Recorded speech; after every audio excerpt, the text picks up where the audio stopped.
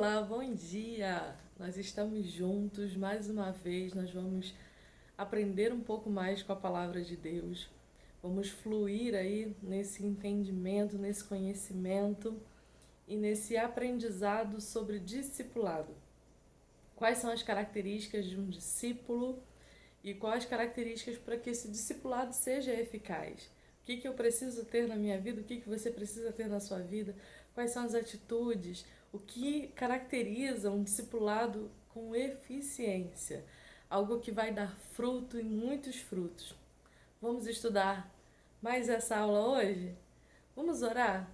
Deus, muito obrigada por juntos nós podermos aprender mais da Tua Palavra, mesmo que nesse compartilhamento online, mas que o Senhor fale a cada coração, fale com cada vida, toque em cada coração, nos desperte, Senhor, como igreja, para cada vez mais viver o discipulado e viver ele de forma eficiente. Que Jesus Cristo seja glorificado nas nossas vidas, em todas as vidas onde nós pudermos testemunhar e alcançar e apresentá-lo como Salvador. É em nome de Jesus que nós oramos. Amém. Louvado seja Deus. Vamos juntos nessa manhã? Nós vamos fazer um tour aí no livro de Lucas, capítulo 14, do verso 25 ao verso 35. Eu vou lendo ele parceladamente conforme o tema for se desenvolvendo. Combinado? Então, abra sua Bíblia aí, acesse seu smartphone ou acompanhe aqui comigo. O texto vai estar projetado aqui e a gente vai junto lendo. Existem 6 características e existem outras mais, mas hoje eu queria destacar 6 características faladas por Jesus que denotam, destacam um discipulado e quem é seu discípulo. E o quanto isso se torna eficaz nessa caminhada. Primeiro, como discípulos de Cristo, e depois para que a gente ensine outras pessoas, para que a gente passe isso adiante de maneira eficaz.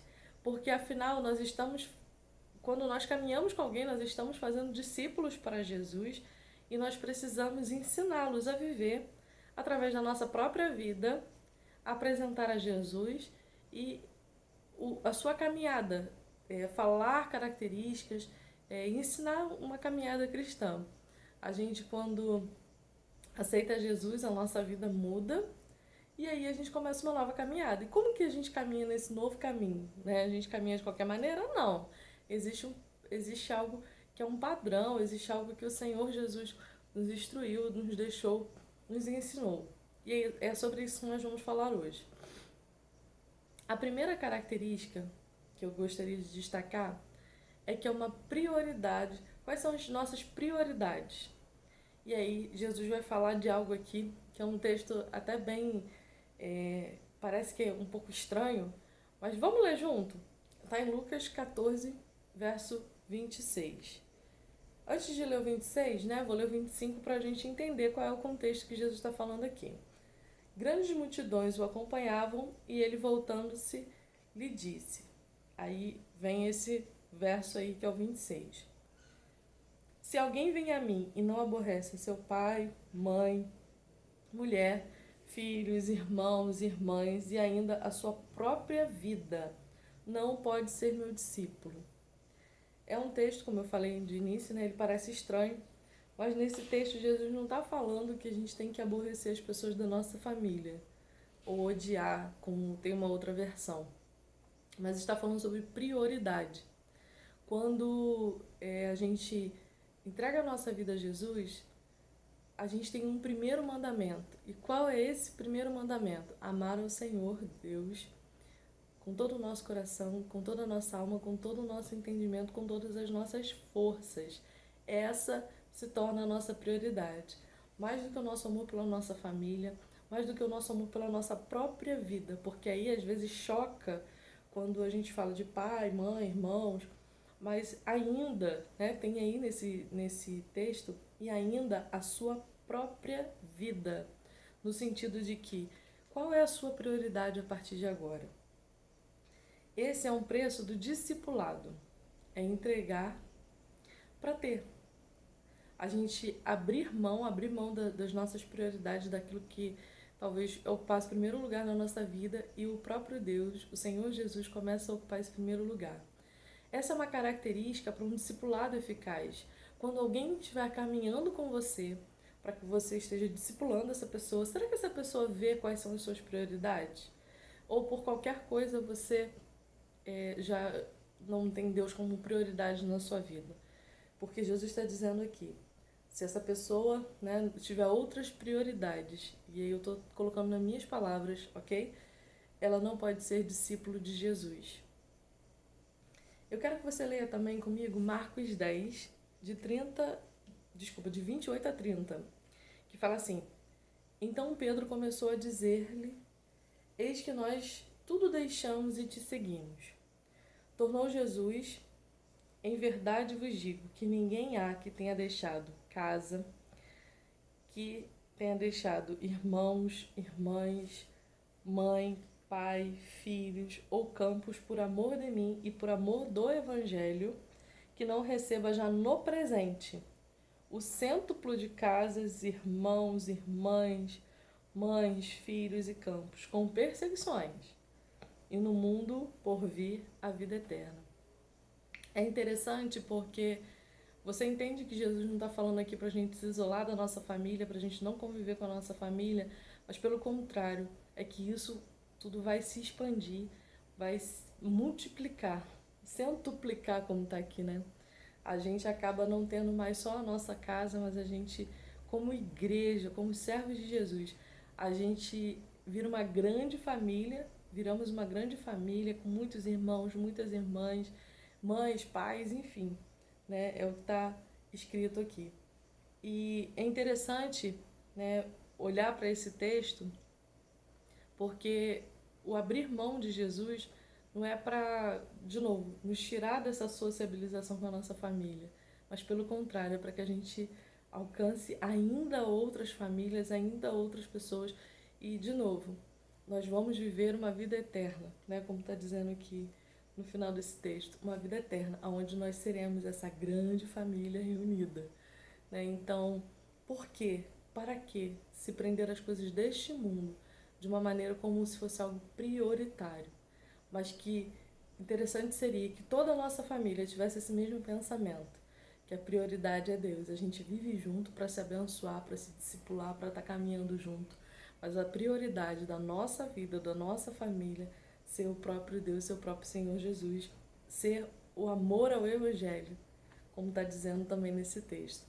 Interessante que Jesus não poupa, dizendo que talvez a gente pudesse olhar para esse texto aqui só como uma promessa e dizendo que, nossa, que lindo, que maravilhoso, a gente vai ter muitos irmãos e irmãs. E tem uma palavrinha aí, né? Com perseguições.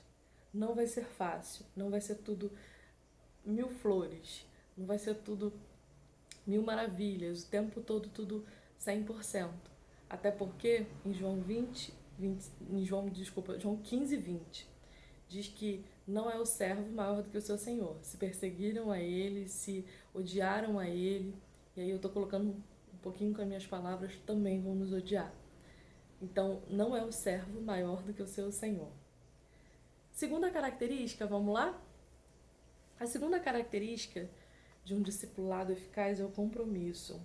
O verso 27 diz assim: qualquer que não tomar a sua cruz e vier após mim não pode ser meu discípulo. Tomar a sua cruz está dizendo que é sustentar sua própria escolha, é de se expor publicamente, é que a cruz esteja presente na sua vida. E talvez pela cruz muitos irão persegui-lo, muitos irão odiá-lo, muitos irão identificá-lo pela cruz. Então fala sobre os discípulos de Jesus se identificam, né, pela cruz de Jesus. E ele, como entregou a sua vida numa cruz, ele usa esse simbolismo de cada um tomar a sua própria, né, e qualquer que não tomar a sua cruz e vier após mim não pode ser meu discípulo. Como aquele que não caminhar a minha caminhada, viver a vida como eu vivo ou vivi, né, como quando Jesus estava aqui na terra conosco, não pode ser seu discípulo. Então, há aí um compromisso firmado com a cruz de Cristo, com o próprio Senhor Jesus Cristo, para que esse discipulado seja eficaz e eficiente. Lembra que eu falei que as pessoas vão olhar para a sua vida para ver se elas veem essas características em você e assim elas vão aprendendo para viver na sua própria vida? Terceira característica, e aí são 3 palavrinhas: planejamento, intencionalidade e estratégia. O discipulado, ele precisa ser planejado, ele precisa ser intencional e ele também precisa ser estratégico. Do verso 28 ao 32 diz assim: Pois qual de vós, pretendendo construir uma torre, não se assenta primeiro para calcular a despesa e verificar se tem os meios para concluir? Para não suceder que, tendo lançado os alicerces e não a podendo acabar, todos que virem zombem dele, dizendo: Esse homem começou a construir e não pôde acabar. Ou qual é o rei que, indo para combater outro rei, não se assenta primeiro para calcular se com 10.000 homens poderá enfrentar o que vem contra ele com 20.000? Caso contrário, estando o outro ainda longe, envia-lhe uma embaixada pedindo condições de paz. Esses versículos, eles falam sobre planejamento, sobre intencionalidade, sobre estratégia. Pensar em discipulado sem pensar em formas e o que passar em diante fica inviável, né? Eu sei que esse texto aqui pode ser usado para outras explicações, mas ele está dentro de um contexto onde Jesus está falando de pessoas para serem seus discípulos. Quais são essas características dessas pessoas? E interessante, esse texto está bem no meio, porque vai falar sobre isso. Qual é a sua intenção quando você apresenta Jesus para uma pessoa? Você tem um planejamento de continuidade? Ou você só apresenta Jesus e larga essa pessoa? E deixa ela viver de qualquer maneira? E às vezes há uma frustração em nós, seres humanos. Quando a gente às vezes apresenta Jesus, quando às vezes a gente tem um tempo de oração ali, essa pessoa aceita Jesus e depois ela se afasta. Mas por quê? Houve essa intencionalidade de uma continuidade? Houve a estratégia para que essa pessoa continuasse entendendo e aprendendo sobre Jesus? Você se planejou para isso? E existem coisas que fogem do nosso controle. E aí a gente coloca na mão do nosso Deus, do Espírito Santo, que vai conduzir tudo isso. Mas nós deveríamos ser intencionais no discipulado, né? É uma característica que torna um discipulado eficaz, essa intencionalidade. É não só a gente viver, por exemplo, à mercê daquilo que vai acontecer depois que uma pessoa aceita Jesus, mas a gente, de alguma maneira estratégica, planejada, intencional, começar a apresentar o passo a passo da caminhada cristã a essa pessoa. Que a gente pense nisso. Assim como a gente para construir algo, a gente está construindo, ajudando, a gente está cooperando, né, para que essa pessoa esteja construindo a sua caminhada cristã. Por isso é tão importante, né, a gente sentar e planejar, como está escrito aqui nesse texto. Quarta característica, renúncia. Assim, pois, todo aquele que dentre vós não renuncia a tudo quanto tem, não pode ser meu discípulo. Renúncia a esse mundo. E aí, né, qual é essa renúncia? Renúncia a esse mundo, as coisas que mais chamam a nossa atenção por aqui. Por exemplo, quando falamos de bens materiais, quanto mais tivermos, mais estaremos envolvidos com as coisas daqui, mais tempos dispensados para administrar, cuidar, zelar, manter, usufruir. Interessante que, assim, a gente não é proibido, e eu não estou aqui sendo contra as pessoas terem seus bens materiais, por favor, não é isso. Mas eu queria perguntar a você onde está seu foco.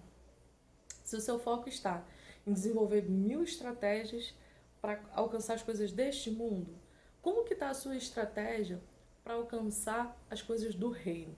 Por exemplo, no discipulado, a gente renuncia a nossa própria vida, a nossa própria vontade para estar desenvolvendo uma outra pessoa e para estar desenvolvendo nós mesmos, porque nós somos discípulos. E é importante você pensar sobre isso, porque até a renúncia do seu próprio orgulho, porque muitas vezes a gente não tem a coragem de chegar para alguém e pedir para ser acompanhado.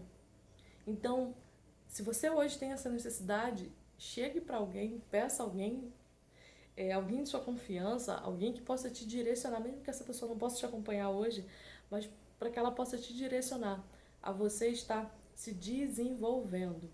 E quando eu falo aqui, porque esse texto é bem claro, né? Renuncia tudo quanto tem. Os discípulos de Jesus, eles abriram mão das suas vidas e foram seguir a Jesus. E como que está a gente hoje? Talvez a gente ache que o convite para cada um de nós hoje é diferente, mas qual é o convite de Jesus para a gente hoje? O que que Jesus pede hoje para que você renuncie, para que você abra mão, para que você possa caminhar nesse discipulado eficaz, primeiramente com Ele e depois com alguém estrategicamente? Quinta característica, fazer a diferença. Ser sal, está aí no versículo 34 e 35. O sal é certamente bom, caso, porém, se torna insípido, como restaura-lhe o sabor? Nem presta para a terra, nem mesmo para o monturo. Lançam ele fora, né? Quem tem ouvidos para ouvir, ouça. Um discipulado eficaz, ele salga a vida dessa pessoa, ele tempera a vida dessa pessoa. Um discipulado eficaz é aquele que faz a diferença. A gente sabe quando tem sal na comida e a gente sabe quando não tem sal na comida. E sinceramente, mesmo que você tenha alguma restrição na saúde, né, e tenha às vezes que comer um pouquinho menos de sal, mas qual é o desejo? É comer uma comida temperada na medida, com temperinho ali. E é interessante, né? Eu não sei se você cozinha, se você tem intimidade aí com a cozinha, mas se você colocar outros temperos e não colocar o sal, a comida ainda fica sem sabor. É interessante como que o sal chega e ele dá todas as notas ali, as nuances de sabor àquela comida. A sua vida tem sido isso, é aquele que chega e faz a diferença? Tem sido dessa maneira? E no discipulado, um discipulado que é eficaz, ele faz a diferença. Sabe quando alguém olha para você e que você tem acompanhado essa pessoa e ela fala, nossa, essa pessoa, ela realmente é de Deus, essa pessoa realmente, não para que o mérito seja seu, mas eu digo num reconhecimento de aquilo que você tem feito tem sido de uma forma eficaz. Porque é interessante, às vezes a gente mede os nossos resultados pelo aquilo que a gente acha, não por aquilo que a gente está vendo como fruto. E eu quero te perguntar, quais são os seus frutos? Você tem feito a diferença? Os seus frutos têm aparecido? Você tem sentido, visto os seus frutos? E por último, nós vamos falar de uma característica que, assim, é marcante demais. Ela, dentre tantas, como eu falei no início da nossa aula de hoje, é uma característica que não pode faltar, como nenhuma outra dessas que eu falei aqui. E essa característica é o amor. João 13, 35 diz assim: com isso todos saberão que vocês são meus discípulos, se vocês se amarem uns aos outros. Tem um outro texto que é João 15, 12 e 13 que diz assim: o meu mandamento é esse, que vos ameis uns aos outros, assim como eu vos amei. Ninguém tem maior amor do que este, de dar a alguém a própria vida em favor dos seus amigos. Jesus está dizendo, se nós tivermos a característica marcante de amor, nós somos verdadeiramente seus discípulos. Meus irmãos e minhas irmãs, apresentar Jesus para alguém é um ato de amor, o amor de Deus constrange, e quando esse amor ele é uma característica na nossa vida, ele é transbordante na nossa vida, há um discipulado eficaz. Esse amor ele transborda tanto que ele alcança a vida da outra pessoa e ela se torna alguém amoroso, alguém que tem isso na sua identidade. Amor. Que você seja cheio de cada uma dessas características, que você possa se avaliar, pois a gente olhando para cada um desses itens, em que eu tenho falhado, no que eu tenho feito ou do que eu não tenho feito. Talvez você não está sendo intencional. Você não tem hoje alguém que você fale, olhe e fale, poxa, eu estou discipulando essa pessoa. Que tal? intencionalmente, estrategicamente, planejadamente.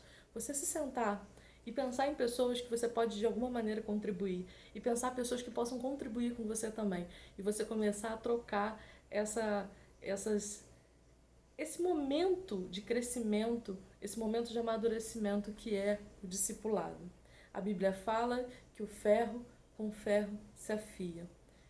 Em Provérbios tem, né, esse texto. E assim, quando nós estamos no discipulado, é como se o ferro com ferro estivesse ali se afiando. Você aprende, a pessoa aprende, porque é o Espírito Santo de Deus, é o próprio Jesus, que é o nosso professor, que nos ensina em todo momento. Mas tenha características do seu mestre. Se nós olharmos para cada uma dessas características, prioridade, compromisso, planejamento, intencionalidade e estratégia, renúncia, fazer a diferença e o amor, né? São 6 características. Se nós olharmos para essas 6 características, nós conseguimos vê-las todas em Jesus e nas suas ações, quando esteve conosco, quando esteve discipulando pessoas. Que Deus te abençoe nessa tarefa tão maravilhosa, mas com perseguições, como nós lemos aqui, com algumas dificuldades, com renúncias, com abrir mão da nossa própria vida, com abrir mão das nossas próprias prioridades, para que o reino de Deus cresça, para que o reino de Deus se expanda e de uma maneira saudável. Que Deus te abençoe, em nome de Jesus. Amém.